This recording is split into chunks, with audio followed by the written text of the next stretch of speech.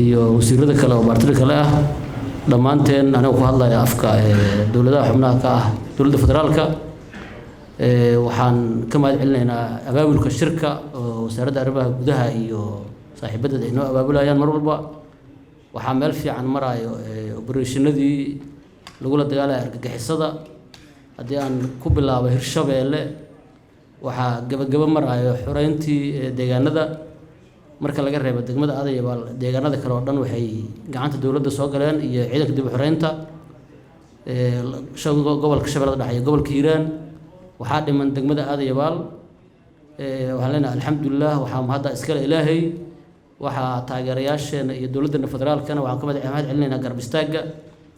sidoo kale waxaan ugu baaqaynaa dowladaha xubnaha ka dowladda federaalkana inay sidaas oo kale ayaguna dadaalka u sameeyaan dowladda Hirshabeelle waxay ku guuleysatay abaabul bulsho oo dadka iyo shabaabka la kala jaray waxaa kaalinta ugu weyn ka qaatay kicinta bulshada waxaa xoreeyay deegaanadaas kacdoon bulsho oo waqti dheer 4 bilood ugu dambeysay ay socday waxaa noo suurto gashay Matabaan iyo inta u dhaxayso Jallaqsi oo hal leenkaas ah inay gacanta dawladda soo galaan waxaa noo suurto gashay Ruunurgood iyo inta u dhaxaysa Cadala inay gacanta soo galaan sidoo kale waxaan rabnaa saacadaha soo socda inaan Aadayabaal aan kacdoon bulsho iyo ciidamada qalabka sido iyo ciidanka deegaanka aan ku qabanno meel fiican waxa maraya abaabulka bulshada meel fiican waxa maraya isku xirka bulshada iyo ciidamada meel fiican waxa maraya insha Allah garab istaaga dowladda federaalka ee noo sameeyso iyo ciidamadan SNA iyo saraakiisha xoogga dalka Soomaaliyeed sidoo kale deegaanada isteedada diriskeena waxa ka socda howlgalla sida Galmudug ayagana meel fiican marayo oo ka warqabtaan annaga ka wasiirada guud ahaan waxaan ka shaqeynaa maamulada iyo stabilizationka waxaan meelihii la xoreeyay in badan aan ka shaqeynay inay dadka bulshada wax loo qabto waxaan rabnaa maanta in fadhigaana mataqaanaa cid walba oo ka soo qayb gashay ay dhulka la xoreeyo 4 bilood ugu dambeysay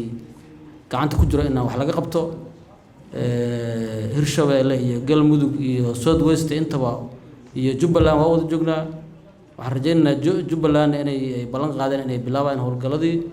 ay meel fiican marayaan oo madaxweynuhu mataqaanaa uu soo bandhigay howlgaladaas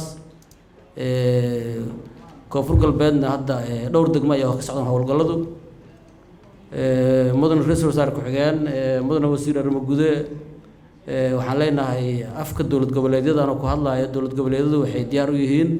inay dadka ka dul qaadaan deegaanada ay maamulaan al-shabaab ayagoo isticmaalayo gacanta dowladda federaalka iyo gacanta internationalka taageerada ah iyo kacdoonka bulshada waxaan leenahay al-shabaab Soomaaliya waa laga qaaday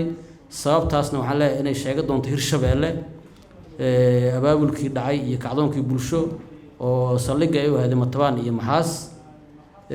waxaan rajaynaynaa inay meel fiican soo gaartay shalay ugu dambeysay waxaa kulan ku lahay gobolka Shabeellada Dhexe gudoomiyaha gobolka Hiiraan iyo gudoomiyaha gobolka Shabeellada Dhexe waxay ku kulmeen meel Biyacade waxay kulanka ugu dambeeyay ku qaateen meel Tardo waxaa meel fiican soo gaaray gobolka Shabeellada Dhexe degmada Jallaqsi iyo degmada Mahadaay iyo meesha u dhaxayso Aadayabaal meel fiican waxa maraya howlgaladii ka socday waxa hadda qarka loo saaran yahay in degmada Aadayabaal la galo waxaan sugaynaa waajibaadkaas waxa qayb ka ah hawsha ciidamada xoogga dalka Soomaaliyeed oo taliyaha xoogga ugu sareeyo laakiin ciidamada deegaanku waxay mar walba diyaar u yihiin inay galaan degmada Aadayabaal laakiin amar laga rabaa dowladda inay bixiso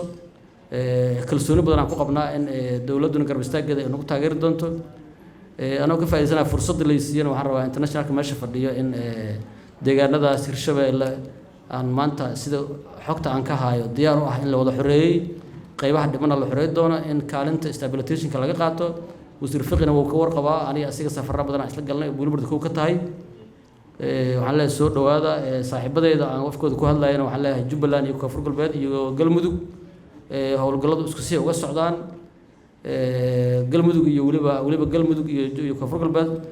Jubbaland weegan waxay ka dambeeyeen bilaabataan rajaynaynaa mudane ra'iisul wasaare waxaan naga gaarsiisaa dowladda federaalka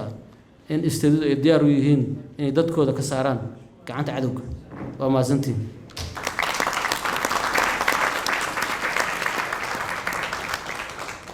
you very much to the minister. I'd like to make a correction in regards to